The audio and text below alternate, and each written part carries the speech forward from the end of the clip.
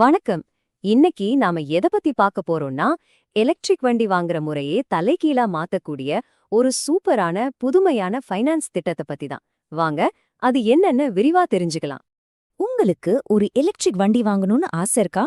ஆனா அதோட விலை தான் கொஞ்சம் யோசிக்க வைக்குதா? கவலைப்படாதீங்க, நம்மள பல பேருக்கும் இதுதான் ஒரு பெரிய பிரச்சனையா இருக்கு. எலக்ட்ரிக் வண்டிகளோட விலை ஏன் இவ்ளோ அதிகமா இருக்குன்னு யோசிச்சிருக்கீங்களா? இதுக்கு முக்கியமான காரணம் அதோட பேட்டரி தான். நம்ம வழக்கமா லோன் போடும்போது வண்டியோட சேர்த்து பேட்டரிக்கும் சேர்த்து இஎம்ஐ கட்டுவோம். அப்போ மாசம் மாசம் கட்டுற தவணை ரொம்பவே அதிகமா போயிடுது. இதுதான் பலரையும் பின்வாங்க வைக்குது. சரி, இந்த விலை பிரச்சனைக்கு ஒரு நல்ல தீர்வு இருக்கான்னு கேட்டா கண்டிப்பா இருக்கு. அதுதான் பேட்டரி ஒரு சேவையாக, அதாவது சிம்பிளா சொன்னா BaaS. இது ஒரு செம புதுமையான திட்டம். அப்போ இந்த பேஸ்னா என்னன்னு கேக்குறீங்களா? ரொம்ப சிம்பிள். இது ஒரு ஃபைனான்ஸ் மாடல். இதுல நீங்க வண்டியோட பாடிய, அதாவது அந்த வெளிக்கூட்டம் மட்டும் காசு கொடுத்து வாங்குறீங்க. ஆனா பேட்டரிய வாங்க தேவையில்ல. அதுக்கு பதிலா நீங்க எவ்ளோ தூரம் ஓட்டுறீங்களோ அதுக்கு ஏத்த மாதிரி மாசம் மாசம் ஒரு சந்தா மாதிரி கட்டிக்கலாம். சரி, வாங்க இப்போ வழக்கமான லோனுக்கும் இந்த BaaS திட்டத்துக்கும் என்ன வித்தியாசம்னு நேரடியாவே பாத்திரலாம். பழைய முறையில வண்டி, பேட்டரின்னு எல்லாத்துக்கும் சேர்த்து நீங்க இஎம்ஐ கட்டுவீங்க. அதனால மாச தவணை ரொம்ப அதிகமா இருக்கும். ஆனா இந்த BaaS திட்டத்துல நீங்க வண்டியோட பாடிக்கு மட்டும்தான் இஎம்ஐ கட்டுவீங்க. பேட்டரிக்கு, அதுக்கு நீங்க எவ்ளோ ஓட்டுறீங்களோ அதுக்கேத்த மாதிரி ஒரு சப்ஸ்கிரிப்ஷன் ஃபீ. இதனால உங்க மாச செலவு டக்குன்னு குறைஞ்சிடும் இல்லையா? கேட்க நல்லா தான் இருக்கு. ஆனா இந்த திட்டம் நிஜமா எப்படி வேலை செய்யுதுன்னு தெரிஞ்சுக்கணுமா? வாங்க, அத பத்தி விரிவா பார்க்கலாம். உங்க மனசுல இருக்கிற சில முக்கியமான கேள்விகளுக்கும் இங்க பதில் இருக்கு. சரி, கேள்வி, ஒருவேளை நான் என்னோட பிளான்ல இருக்கிறத விட கம்மியான கிலோமீட்டர் தான் ஓட்டுறேன்னு வச்சுக்கோங்க. அப்போ என்னாகும்? நான் கட்டின காசு வீணா போயிடுமா? நிச்சயமா இல்ல. அதுதான் இந்த திட்டத்தோட ஒரு சூப்பரான விஷயம். நீங்க பயன்படுத்தாத கிலோமீட்டர்கள் எதுவுமே வேஸ்ட் ஆகாது. அது அப்படியே அடுத்த மாசத்துக்கு கேரி ஃபார்வர்ட் ஆயிடும், அதாவது ரோல் ஓவர் ஆயிடும். அதனால நீங்க கட்டின காசுக்கு எந்த நஷ்டமும் கிடையாது. ஓகே, அப்போ அடுத்த கேள்வி, ஒருவேளை நான் என்னோட பிளானை விட அதிகமா வண்டி ஓட்டிட்டா என்ன பண்றது?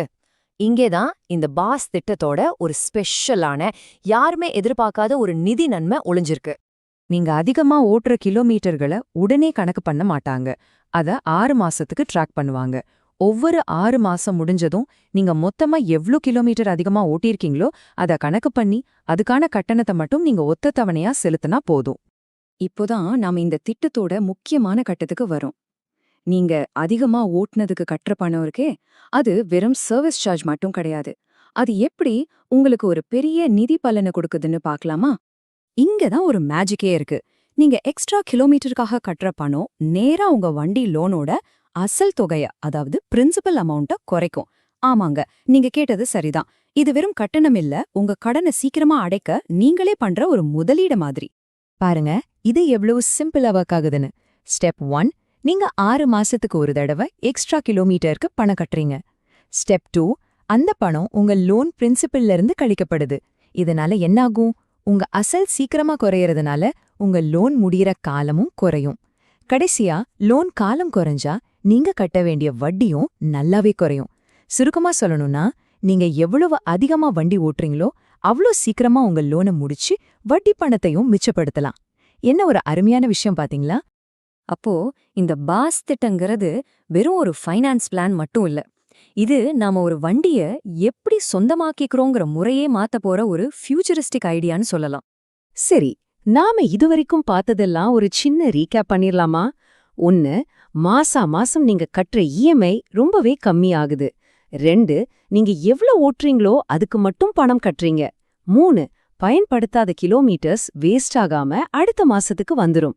4, ரொம்ப முக்கியமா, அதிகமா வண்டி ஓட்டுறது மூலமா உங்க லோனையே சீக்கிரமா அடைச்சு வட்டியையும் சேமிக்கலாம். இது ஒரு சூப்பரான வாய்ப்பு இல்லையா? அப்போ கடைசியா ஒரு கேள்வி. நாம வண்டி வாங்குற முறையும் அதுக்கு பணம் கட்டுற முறையும் இனிமே நிரந்தரமா மாறப்போகுதா? இது மாதிரி பொருளை வாங்காம சேவைய மட்டும் வாங்குறதா இனி